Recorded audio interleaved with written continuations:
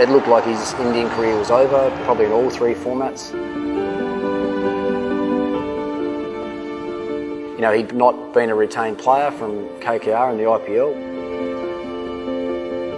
He, right now, is arguably one of the best finishers in the T20 game, which he was probably never really thought of being.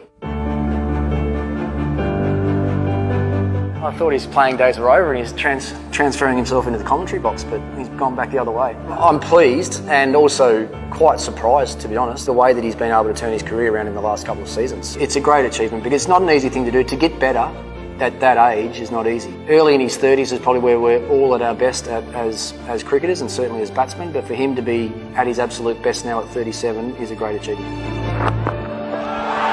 Oh, brilliant! Well done, DK.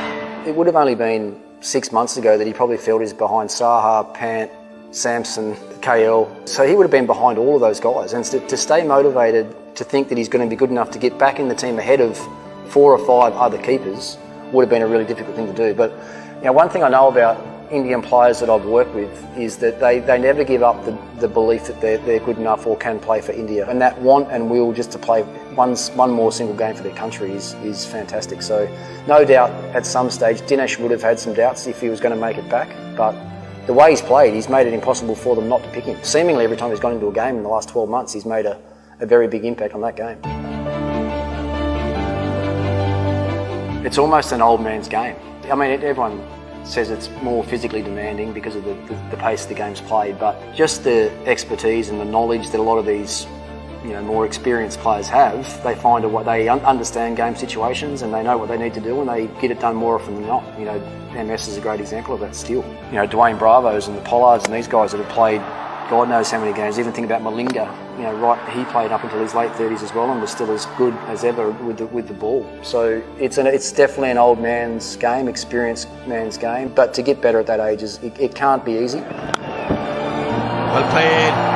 Excellent awareness from Dinesh Karthik. He certainly looks as fit as he's ever looked. He's batting in a position that he's made his own now the last couple of years. When he was at KKR, he was sort of up and down the order. Probably even when he was with the Indian team, he was used in a lot of different batting spots. And it looks like now that he's got that, for sort of 14 over, 15 over onwards time that he's going to go in and bat and try and finish and win games. That's certainly what he did at RCB, and that's the way that India are using him now as well. So, I mean, that might be the personal challenge they had to get over, to forget about, being one of the highest scorers in a game batting up the order, but batting down the order and getting your head around being someone that's going to win games and finish games. And that's got to be a big adjustment for players, but he seems to have done it really well.